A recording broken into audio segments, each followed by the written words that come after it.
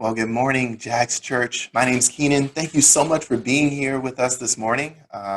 Those of you who are tuning in online, and especially those of you who are in the annex, special shout out to you. I hope you're having a great time there. I'm really thankful for this chance to be able to speak with you this morning. Just a little bit about how Sabria and I are doing. We're doing well. We actually uh, we're just talking about how this year has felt so far, and there's just so much going on. And I'm sure you can relate. It just feels like 2020 has lasted about 3 or 4 years already, and we're in the home stretch now, which is great. But boy, is there a lot going on. And one of the good things that's happening is that Sabria and I are expecting, and that's really exciting. But a couple of weeks ago, we actually had the chance to go on a baby moon, which is kind of like a honeymoon, but for having a baby. But you do it before the baby comes, so it's kind of your last hurrah, vacation before the baby comes and turns everything upside down. So we had a great time visiting family in Charlotte and seeing some friends get married in Leesburg, Virginia. We had a chance to go down to Williamsburg, and it really was a really exciting time. Just a beautiful part of the country up there. Um, and that's some things that are great that's happening, but there's also some not so great things that are happening, some really disappointing things, and I'm sure you can relate to that as well. There's just so much going on, and uh, it got me thinking about other times that things have been really challenging, and honestly, I was in some really disappointing situations, and that's actually the title of today's lesson this morning, or actually the topic is disappointment. Um, and so, if you need a title for today's lesson, it is "You Can't Always Get What You Want." Okay, you can't always get what you want. And I have a short story I'll share with you about a time where, you know, I was in a situation where nobody really got what we wanted. So a few years ago, I believe it was 2013, around this time in October, Sabria and I decided to do a triple date with some friends and I, or some friends of ours. We were still dating at the time, had been dating about a year and a half. So we go on this triple date, and the activity for the date was to carve pumpkins. And you guys, I did not want to carve a pumpkin. My attitude was, pumpkins are gross. Like they're slimy on the inside. It's so much work and effort. And then when you get done, it doesn't look that great. And then they like rot after 2 days, and it's just never a good time. It's never worth it. But Sabria was really excited. She was excited, and she was looking up, designs for potential carvings. Um, and so one of the designs that I think she picked out was this one. You may recognize it. It's Starry Night by Van Gogh, and um, I I looked at her in disbelief. I was like, "You cannot be serious! Like there is no way we are carving this pumpkin." And so we're arguing, we're going back and forth, and I'm just like, "There's no way we can do this. It's too complicated. I don't even want to do this." And we look over to the other couple, and they're just like the perfect couple. They agree on everything, and they're carving this. And I don't know if you can tell from the picture, but it's a tree, right? It's a beautiful tree, and from where I was sitting, it looked beautiful and intricate, and I was like, man, there's no way we're ever gonna measure up to that. Pass. And Sabria just kept saying, no, we can do it. Like, let's just do it. And you guys, I was just frustrated, and I was not in the right. I just was not in the right. I'll just leave it there. So I just remember I grabbed the knife, and I grabbed the pumpkin, and I just stabbed the pumpkin. Okay, I just stabbed it and started carving shapes in it. And Sabria was sitting there in just stunned disbelief as to what was happening. And so viewer discretion advised. The next image you're about to see has haunted me and probably will continue to haunt me for the rest of my life. But here it is. You've been warned. This is the pumpkin that we actually carved, or I should say, I carved, and it's just really bad, you guys. It's so bad. The eyes are not even. That smile is so creepy. There's no nose, there's no inspiration, but it was just born from me just wanting to get it over with. And um, you can just imagine Sabria's disappointment when she was expecting to be able to carve this, but she got this, right? Like there's no comparison. But we did compare our pumpkins to the other couples that were there. And you can see, this is ours, obviously, and the perfect couple who shall remain nameless, um, had their tree and it's bright and it's beautiful. And, the third couple, they did a good job, certainly better than us. It's like a heart within a heart type shape. Um, but anyway, it's just a situation where Sabria did not get what she wanted, and she was disappointed, and I was disappointed, and in that case, I was disappointed in the result. I was also the one doing the disappointing, and I was just in general in a disappointing situation. Like I did not want to be on that triple date carving pumpkins. And maybe you guys can, relate to that. Maybe you're feeling disappointed now that I'm the one speaking, and you were really hoping to hear from Kurt this morning. Um, but for those of you who are like that, I actually have hopefully an encouraging word for you. Um, and I know that's just a silly example, but honestly, guys, there are times when we do find ourselves in deeply disappointing situations. Especially as followers of Christ. We can find ourselves where we're disappointed by people. We can find ourselves where we're disappointing people, and we can just find ourselves in challenging and disappointing situations. So this morning, I want to talk about the feeling of disappointment and how we get disappointed and how to deal with disappointment and the challenges that can present. So yeah, we can be disappointed, and I'm saying the word disappointed a lot. If you don't know, that's what the topic is this morning. But we're disappointed, and we're not alone. The Bible is full of people and stories where it's just so disappointing what's going on. There are a ton of examples in the Bible where people suffer disappointments from others. So you can think about Moses as just off the tail end of this great victory where he allows God to use him to pull the Israelites out of Egypt, and they're at the base of Mount Sinai. Moses goes up the mountain, meets with God, receives the tablets, and he comes down, and this is what he finds, that they had made a golden calf. And in Exodus chapter 32, verse 19, it says, when Moses approached the camp and saw the calf and the dancing, his anger burned, and he threw the tablets out of his hands, breaking them into pieces at the foot of the mountain. Yes, this is a disappointed man. This is someone who is very disappointed. Um, Another example is when Jesus found Peter and the other disciples sleeping, when all he asked them to do was to pray, and there was no excuse, right? Like they can't say they didn't know how important it was, because in Matthew chapter 26, verse 38, it says that Jesus said to them, "My soul is overwhelmed with sorrow to the point of death. Stay here and keep watch with me." Right? He asked them to stay here and keep watch with me. And then in verse 40, it says, he returned to the disciples and found them sleeping. And he said to them, couldn't you keep watch with me for 1 hour? Couldn't you keep watch with me for 1 hour?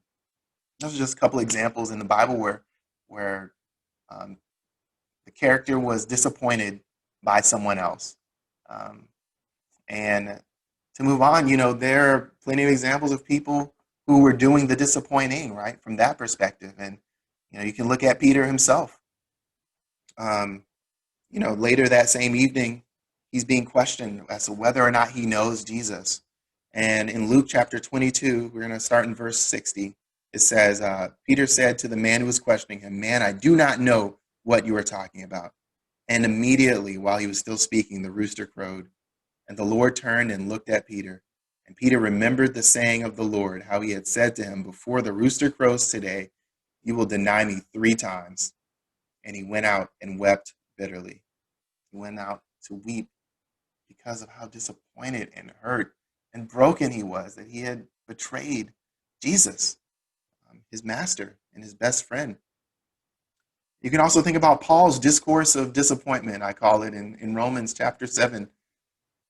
Just a small, excerpt from that in verses 15 and 24. He says, I do not write, I'm sorry, he writes to the church in Rome and he says, I do not understand my own actions, for I do not do what I want, but I do the very thing I hate.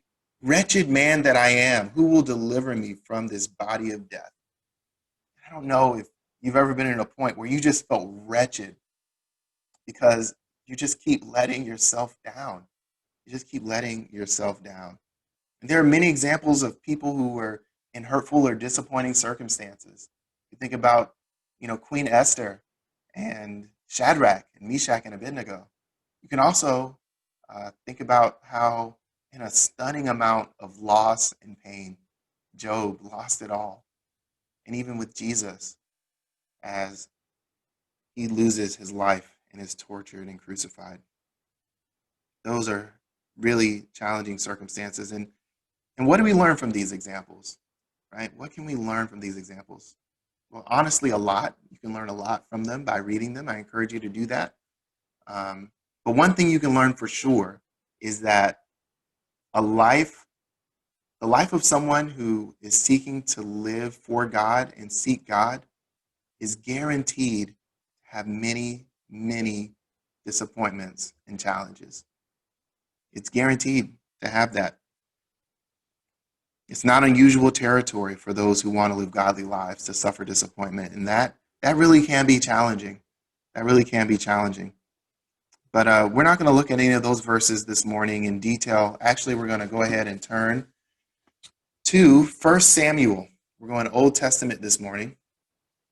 We're going to read 1 Samuel chapter 30 about King David. And this is King David before he is the king. And actually, this is the point in his life where he's actually on the run from the current king of Israel, King Saul. And he's been through a lot already. David has been on the run, and he's decided to lend his services to one of the Israelites' most egregious and outstanding enemies, that is the Philistines. But they know enough about David to know not to trust him. So they reject his offer to help, and he's on his way back to his refugee home, which is called Ziklag, with his army in tow, only to discover that something terrible had happened. So we're going to pick it up in 1 Samuel chapter 30, beginning in verse 1. The Bible says, David and his men reached Ziklag on the third day. Now the Amalekites had raided the Negev and Ziklag. They had attacked Ziklag and burned it, and had taken captive the women and everyone else in it, both young and old. They killed none of them, but carried them off as they went on their way. When David and his men reached Ziklag, they found it destroyed by fire, and their wives and sons and daughters taken captive. So David and his men wept aloud until they had no strength left to weep. No strength left to weep. David's two wives had been captured, Ahohanim of Jezreel and Abigail, the widow of Nabal of Carmel. And you may be disappointed with my pronunciation of David's wife here, but you'll just have to forgive me for that. But the Bible says they wept until they had no strength left to weep. Just imagine how devastated David must have been at this moment of all of the defeats that he had suffered in his life thus far. This must have felt like the worst. And what's more, from his perspective, it may have felt like it wasn't his fault and that it would have been impossible to prevent it. And he may have felt like he was in a helpless situation. All he knew when he came back was that there was no one left alive and that the whole place had been burned to the ground. It must have been pretty clear to him. He must have assumed that, wow, it looks like everyone was dead. It must have felt like everyone was dead. And what's more, like I said, he had already been through so much already. He'd already been accused of being a traitor to his country and forced to leave his previous family, including another wife, forced to leave his previous wife and his best friend. What's tragic is that his best friend was actually the son of the king, the man who was accusing him and trying to kill him.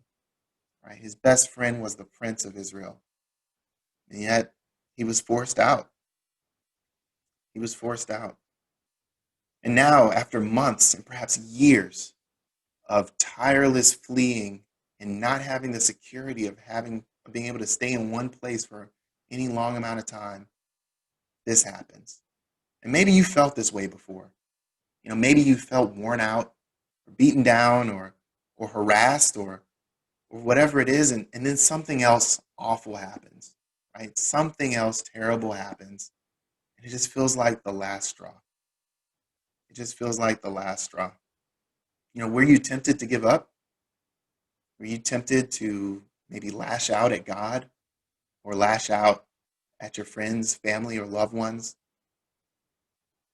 Did you pull away and stop feeling and try to become numb? You guys, I can tell you that I have done all of those things more than once. I have done all those things more than once. And most commonly for me, my tactic is to just draw back, to pull my heart away from engaging and feeling. Because honestly, it's just so much easier not to feel anything at all than to feel the pain of what is going on. It's just so much easier. My mentality is let's just get on with it. Let's get this over with. Let's get past this period of pain and uncomfortability. Let's just move on. Why do I have to stay here?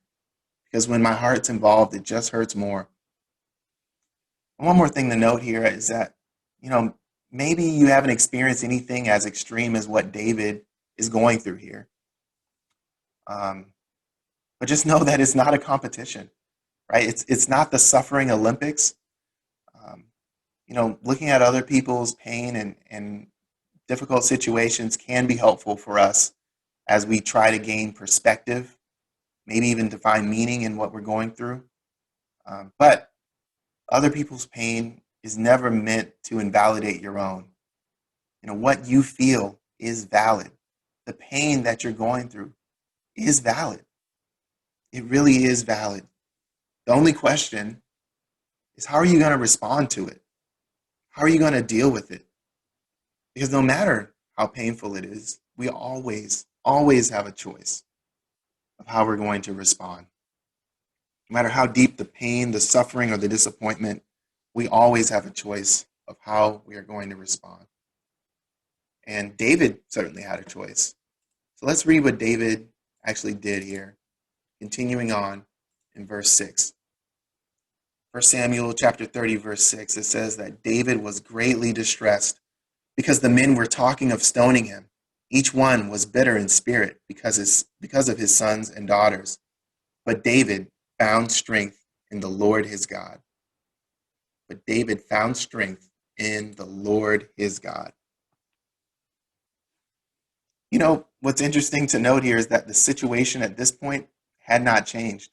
In fact, it seems like it's gotten a little bit worse because those same men who had wept until they had no strength found some strength. And what they were choosing to do with their strength were to stone David. They were talking about stoning him. But it certainly hadn't gotten better because there was still no indication that David would ever see his wives or his children ever again. Right? The situation had not changed. But he found strength in the Lord. And I know that's such a short phrase. It really is a short phrase, but boy, is it the turning point for this story. And I really wish the Bible went into more detail about, what did that look like for David to find strength in the Lord? What did he do? Did he have a great quiet time? Or perhaps he went on a really long and meaningful prayer walk. Maybe he found a really inspiring podcast. Maybe he did that. Maybe that podcast was by Travis Albritton. It doesn't say. It doesn't say. I wish it did. But what it does make clear is that David had developed a pattern of finding strength in the Lord. From the first time we meet David, he's in situations that require strength beyond his own. He's in situations that require strength beyond his own. As a shepherd fighting the wild animals who were trying to attack his flock, he needed strength beyond his own. As a soldier fighting for Israel, even before he was a soldier, as he fought Goliath, he needed strength beyond his own. As a man on the run from his army, from his people in Israel, he needed strength beyond his own. And surely countless of other times, the other things that happened in his life, all of which led to this, which would perhaps seem like the worst thing yet, in which he needed strength beyond his own. Again, as you read stories about David's life, it became clear that he had a pattern of being disappointed or coming up to a challenging situation that he had never faced before, and yet still needing to draw strength from God. And it's this pattern of disappointment, of mourning, and finding strength in the Lord, and then ultimately overcoming that situation, which had prepared David for this one. See, the key is that David had memories and was able to remember all of those experiences. And it was through those memories of how God had brought him through in the past that he was able to be prepared even for this. Even when the unthinkable happened, he was able to be prepared. Remembering how God has already delivered us, has already delivered you and given you more than you deserve, has already comforted you and protected you, is one of the best ways to draw strength from the Lord. Remembering is how we draw strength from the Lord. And we really do need to be intentional about this. We have to do this on purpose, because if we don't, our memories become skewed. And I've experienced this where I start to remember things differently than how they actually happened. And I begin to remember the strength that God gave me as my own strength. And boy, do I get in trouble when I do that. Because when I do that, I think I'm strong enough to get through this on my own. And that is just setting myself up for failure. That is just setting myself up for failure. The Apostle Paul was also a man who was familiar with being disappointed and finding strength in the Lord. As he writes to the church in Rome, in the church in Philippi, reading in Philippians chapter 4, verse 10, he writes and he says, "I rejoiced in the Lord greatly that now at length you have revived your concern for me. You were indeed concerned for me, but you had no opportunity. Not that I am speaking of being in need, for I have learned in whatever situation I am in to be content. I know how to be brought low, and I know how to abound. In any and every circumstance, I have learned the secret of facing plenty and hunger, abundance and need. I can do all things through him who strengthens me." Paul says he can do all things through him who strengthens him. Paul had found the secret. He had found the cheat code, the answer key. He found that he can do all things and overcome any obstacle because he understood where his strength was actually coming from. He had discovered the true source of strength, not the strength that comes from an espresso shot from Starbucks, or from exercising your body, or from political power, or from being clever, or really, really good at your job. No, he found the true strength because all of those things are temporary, or can fail, or can be taken from you. Now, Paul learned that the true strength came from the source of strength, and that is the living God. Paul learned to draw strength from the living God. And because of that, he had learned the secret to being prepared for all of life's inevitable disappointments and hardships. Even if he had never experienced it before, even if he didn't feel like he had the strength, Paul had figured it out, just as David had before him. And I believe Paul had learned that lesson by remembering.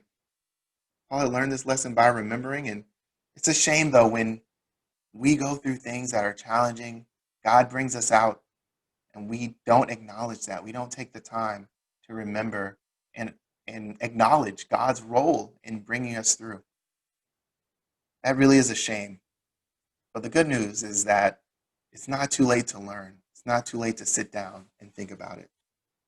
So, I've got some practicals for you this morning. How do we prepare for life's disappointments, whether we're experiencing them now or we'll experience them in the future? What might be helpful is for you to take a moment and think about, something that you've experienced in the past or that you might experience in the future, because the first thing you can do to prepare is to anticipate. Do your best to anticipate the disappointment. What does that mean? Well, for example, the presidential election is coming up. In just a couple of short weeks, we're going to elect who will be the president for the next 4 years. And I don't know if you've noticed this, but there are a lot of passionate people on every side. And, whether you support the current president or the former vice president or a third party, an independent party, or not supporting anyone at all, there's a high chance that you are going to be disappointed come November 3rd. And, there's nothing wrong with being angry as a result of getting disappointed. Nothing wrong with feeling sad or anything like that. The question is only, how you respond. Because we should never respond out of our anger or our sadness in such a way that it's harmful to other people. And I use that word intentionally, harmful, because the things we may have to say to people may hurt them, but it doesn't necessarily cause harm. We should not harm other people. We should decide now to be gracious and humble in victory or defeat. We should decide now. And you can apply that same principle to any future circumstance you're going to be in. The next thing we can do to prepare for life's inevitable disappointments, after we anticipate, we should just simply practice, right? Practice drawing strength from the Lord. Get in the habit of it. Get in the habit of drawing strength from the Lord. Instead of running to your usual source of strength, run toward God. Instead of running toward alcohol, or some other substance, run toward God. Instead of running for the computer screen, either for pornography or online shopping or video games. Instead of choosing any of those, just run toward God. Just run toward God. And instead of running to that guy or that girl that you have no business seeing or spending time with, just run toward God. In James chapter 4, it says that if you draw near to God, he'll draw near to you. Even if that is just a tiny baby step, that is better than running towards something else. And God will respond and reciprocate that. That's just so encouraging. And even if you don't feel like you have the strength to take even the tiniest step toward God, just be still. Just be still and cry out to him, and he hears you, and he'll respond, and he will help you. Amen, church? I can't hear you, but I assume you said amen there. All right, lastly, I'm going to make the point I've been making this whole time. After you anticipate, after you practice, you got to remember. You got to remember. Spend time remembering. Spend time remembering the times that God has strengthened you or saved you or otherwise delivered you or comforted you. A few days ago, Sabria and I were discussing our prayer lives. And, one thing that we discovered was that we both are spending a lot of time asking God for things. Asking him to change our situation or to give us something or give something to someone else. We just spend a lot of time asking God for things. And it convicted me because of how little time I spend actually thanking God for the things he's already given me. Thanking him for the ways he's already delivered me and comforted me And I was challenged to um, get my heart to a place where I can genuinely mean the prayer that Jesus taught his disciples, where I can genuinely ask God that his will can be done on earth as it is in heaven, that his will can be done. And it may surprise you that that's challenging for me, but really what that means is that, you know, God's will might be different than my own will, right? Like what he wants might be different than what I want. And that's hard because honestly, I think what I want is pretty good. Some of it is even kind of selfless, but I have to be humble and understand that even though my will isn't God's will, that his will is better. And because of that, it also humbles me to know that I might not get what I want. I might not get the outcome that I had hoped for. You know, by the end of chapter 30 in First Samuel, David had everything restored to him. He gotten everything back, his wives, his children, even the material possessions that he had lost was all restored to him. And to us, that might seem just like a few verses later. And it might even seem like that is the climax of the story, right? The glorious moment.